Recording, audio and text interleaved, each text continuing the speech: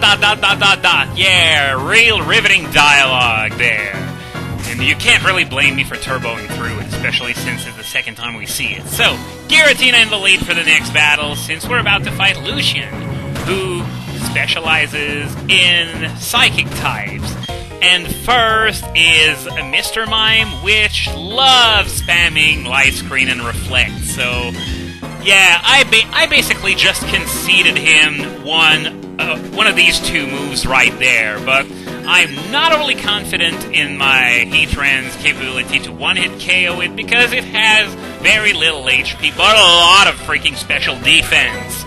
So I'm gonna go with Shadow Force and basically concede what turns out to be a Light Screen. Well, it would have been no fun if it was Reflect because it might actually survive my Shadow Force, but then again I could have used another one while he used a full Restore to stall for time and let that, no, that wouldn't have been good because he could have gotten the Light Screen up as well, or would he? Not sure. No time to think about that because we're about to fight an Espeon who is, oh, it's faster. Oh, and it's got Shadow Ball too. This is gonna hurt, isn't it? 90 damage! Well, he just tanked that hit like a boss, but that's what you expect a Giratina to do. Take the hit when it really needs it. If only it didn't have so many goddamn weaknesses, might actually be a lot more useful competitively. But, enough of that, Espeon easily goes down since, once again, lack of HP and defense really didn't help its cause there. Now, up next, which one is it gonna be? Oh, great, Bronzong, and Light Screen's up. You know what, I'm gonna keep Giratina in there, stall for time with Shadow Force, and see where that leads me, because it's got Earthquake. I know for a fact that it's got Earthquake. Heatran's out of the question, and even Dialga's weak to it, so both of my Fire users are out, and since it's the thing's only weakness, well, you can't really blame me for trying to find alternative solutions. And while it didn't KO, there's two good news. Light Screen is over, and no full Restore, but it's Calm Minding up like crazy, so I really hope I won't have to take a hit. Probably not, though, because this Shadow Force should kill it since it's a physical move. It's right through those Calm Minds, and down it goes. So that's one of the most problematic Pokemon in the Elite Four plus Champion Gauntlet, gone with very minimal effort. That is just awesome. Alakazam, I'm gonna keep Giratina in because once again, very low physical survivability, though it's gonna have to take a Psychic. But thankfully, unlike what urban legends say, I can't believe there's still legends like this after 15 years of the franchise existing, but Ghost is not, in fact, weak to Psychic. Either way, Alakazam is obviously gonna fall. Yep. So that means there's only one guy left on his team, and if I remember, it's gonna be Gallade. So, who's the best for taking a Gallade out? I'm leaning towards Zapdos at this point, because, well, to be honest, either one could fall to type coverage moves like Night Slash or Stone Edge, but I guess we're just going to have to wait and see. Maybe I won't even have to take one of those moves. And it's looking pretty good, because Gallade is yet another one of those guys who does not have good physical survivability. It has a lot more special defense, but that's why Drill Peck is physical, I guess. So, the Elite Four is down. So, you know what that means. Only one trainer is left.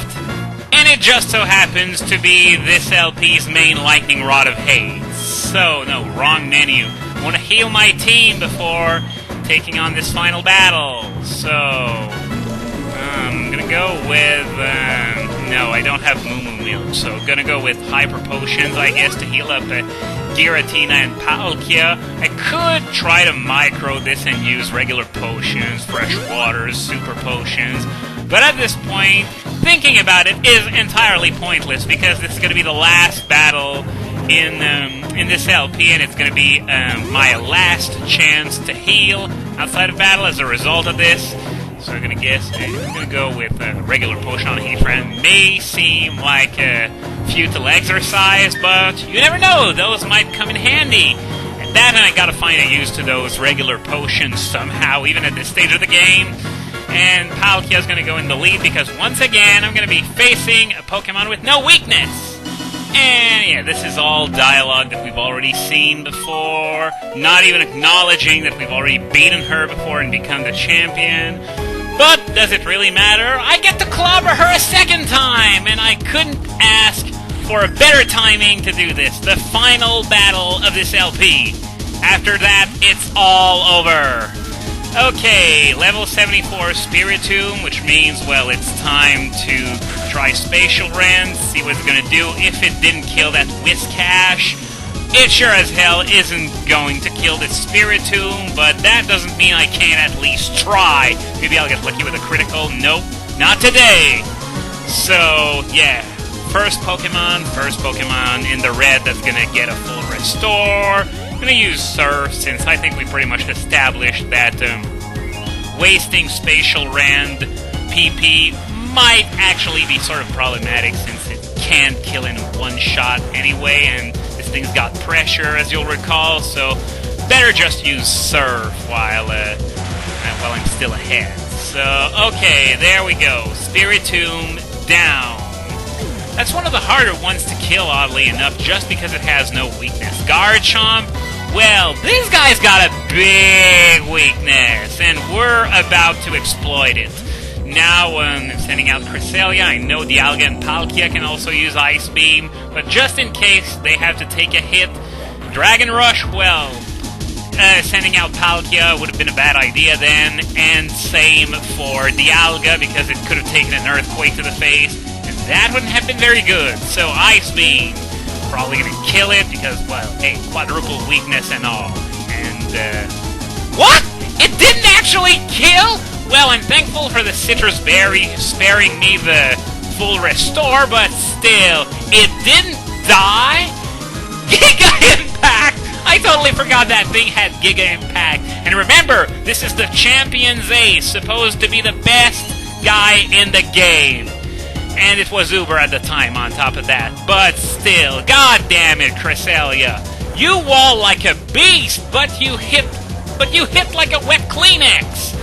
Okay, Roserade, here's...